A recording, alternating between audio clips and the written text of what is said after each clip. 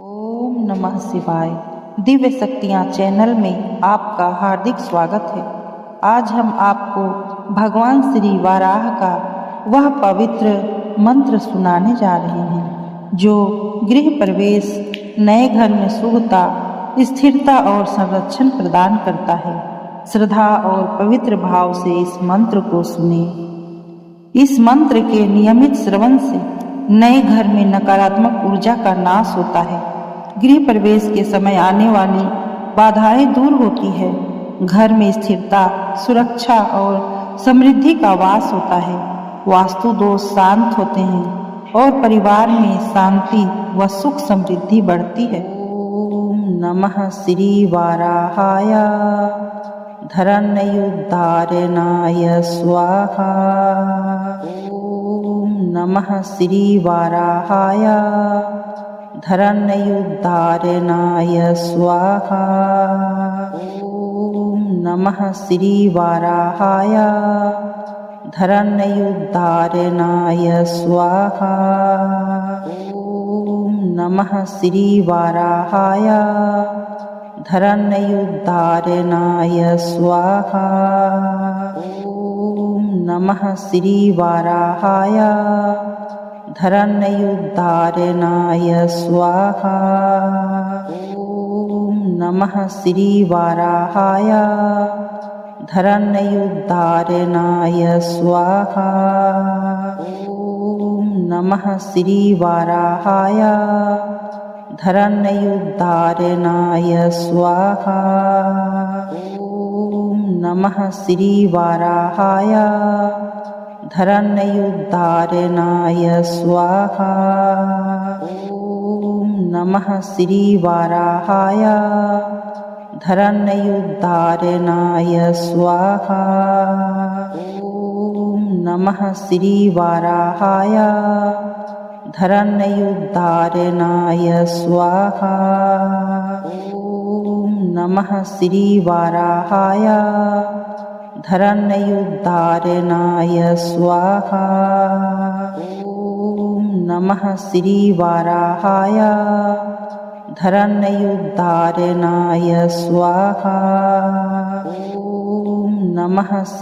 वाराहाय धरण्युद्धारणाय स्वाहा। ओम नमः श्री वाराहाय धरण्युद्धारणाय स्वाहा। ओम नमः श्री वाराहाय धरण्युद्धारणाय स्वाहा। ओम नमः श्री वाराहाय धरण्युद्धारणाय स्वाहा। ओम नमः श्री वाराहाय धरण्युद्धारणाय स्वाहा। ओम नमः श्री वाराहाय धरण्युद्धारणाय स्वाहा। ओम नमः श्री वाराहाय धरण्युद्धारणाय स्वाहा। ओम नमः श्री वाराहाय धरण्युद्धारणाय स्वाहा। ओम नमः श्री वाराहाय धरण्युद्धारणाय स्वाहा। ओम नमः श्री वाराहाय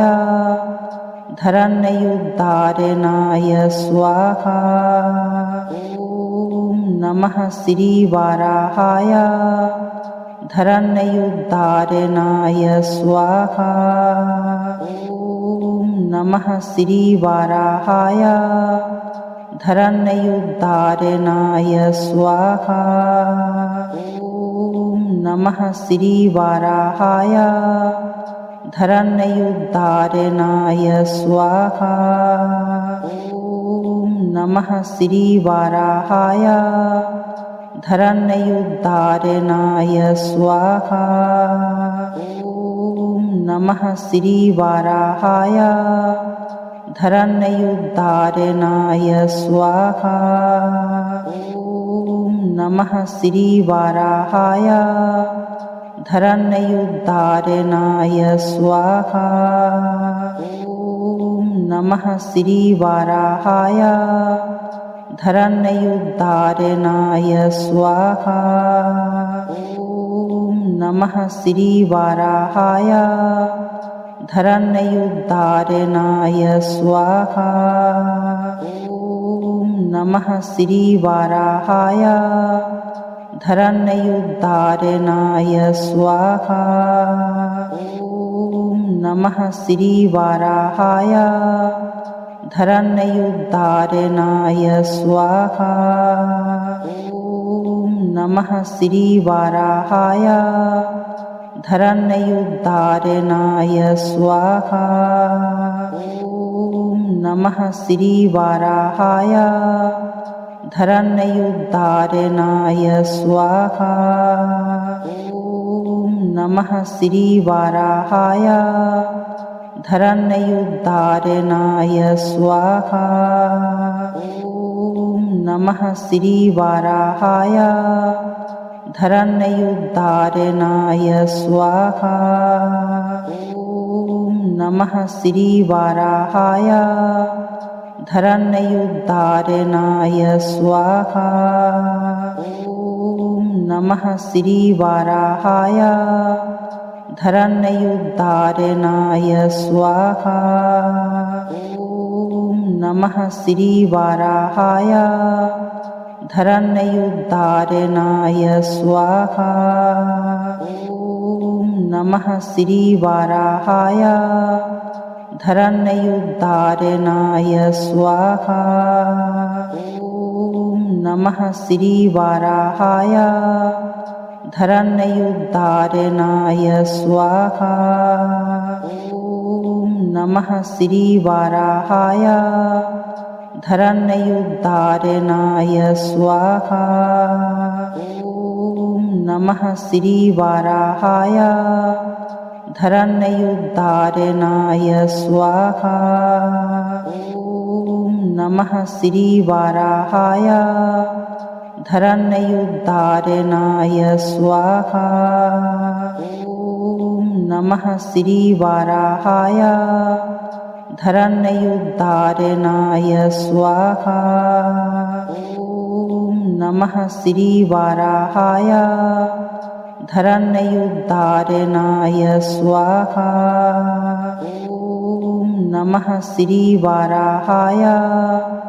धरण्युद्धारणाय स्वाहा।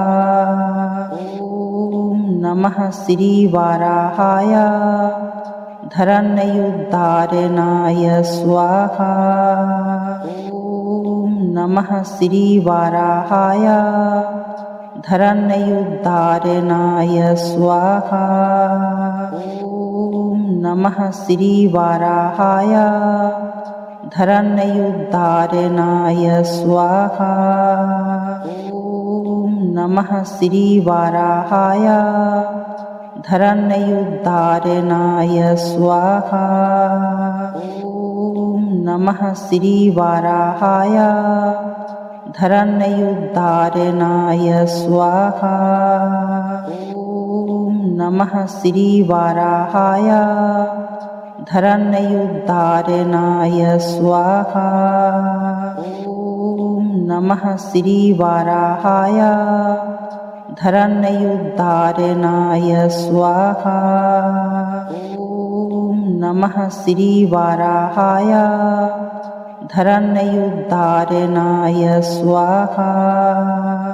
ॐ नमः श्रीवाराहाय धरण्युद्धारणाय स्वाहा। ॐ नमः श्रीवाराहाय धरण्युद्धारणाय स्वाहा। ॐ नमः श्रीवाराहाय धरण्युद्धारणाय स्वाहा। ॐ नमः श्रीवाराहाय धरण्युद्धारणाय स्वाहा। ॐ नमः श्रीवाराहाय धरण्युद्धारणाय स्वाहा। ॐ नमः श्रीवाराहाय धरण्युद्धारणाय स्वाहा। ॐ नमः श्रीवाराहाय धरण्युद्धारणाय स्वाहा। ॐ नमः श्रीवाराहाय धरण्युद्धारणाय स्वाहा। ॐ नमः श्रीवाराहाय धरण्युद्धारणाय स्वाहा। ॐ नमः श्रीवाराहाय धरण्युद्धारणाय स्वाहा। ॐ नमः श्रीवाराहाय धरण्युद्धारणाय स्वाहा। ॐ नमः श्रीवाराहाय धरण्युद्धारणाय स्वाहा। ॐ नमः श्रीवाराहाय धरण्युद्धारणाय स्वाहा। ॐ नमः श्रीवाराहाय धरण्युद्धारणाय स्वाहा। ॐ नमः श्रीवाराहाय धरण्युद्धारणाय स्वाहा। ॐ नमः श्रीवाराहाय धरण्युद्धारणाय स्वाहा। ॐ नमः श्रीवाराहाय धरण्युद्धारणाय स्वाहा। ॐ नमः श्रीवाराहाय धरण्युद्धारणाय स्वाहा। ॐ नमः श्रीवाराहाय धरण्युद्धारणाय स्वाहा। ॐ नमः श्रीवाराहाय धरण्युद्धारणाय स्वाहा। ॐ नमः श्रीवाराहाय धरण्युद्धारणाय स्वाहा। ॐ नमः श्रीवाराहाय धरण्युद्धारणाय स्वाहा। ॐ नमः श्रीवाराहाय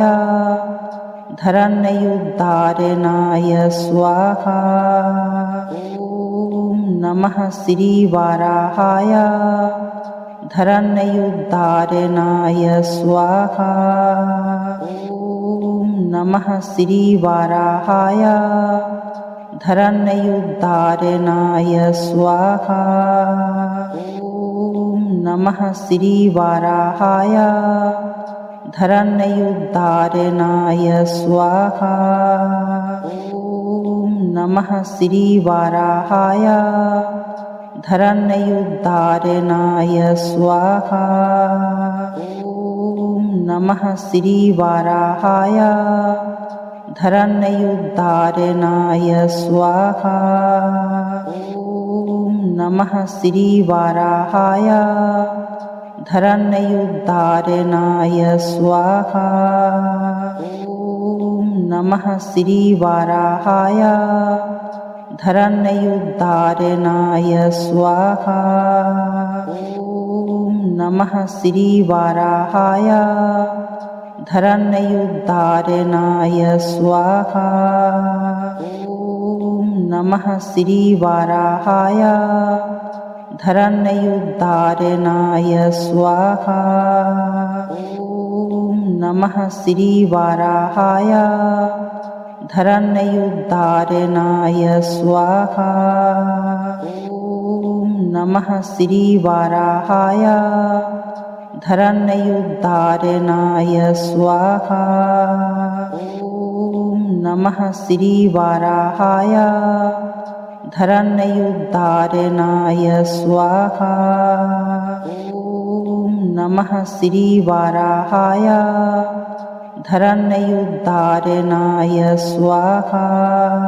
ॐ नमः श्रीवाराहाय धरण्युद्धारणाय स्वाहा। ॐ नमः श्रीवाराहाय धरण्युद्धारणाय स्वाहा। ॐ नमः श्रीवाराहाय धरण्युद्धारणाय स्वाहा। ॐ नमः श्रीवाराहाय धरण्युद्धारणाय स्वाहा। ॐ नमः श्रीवाराहाय धरण्युद्धारणाय स्वाहा। ॐ नमः श्रीवाराहाय धरण्युद्धारणाय स्वाहा। ॐ नमः श्रीवाराहाय धरण्युद्धारणाय स्वाहा। ॐ नमः श्रीवाराहाय धरण्युद्धारणाय स्वाहा। ॐ नमः श्रीवाराहाय धरण्युद्धारणाय स्वाहा। ॐ नमः श्रीवाराहाय धरण्युद्धारणाय स्वाहा। ॐ नमः श्रीवाराहाय धरण्युद्धारणाय स्वाहा।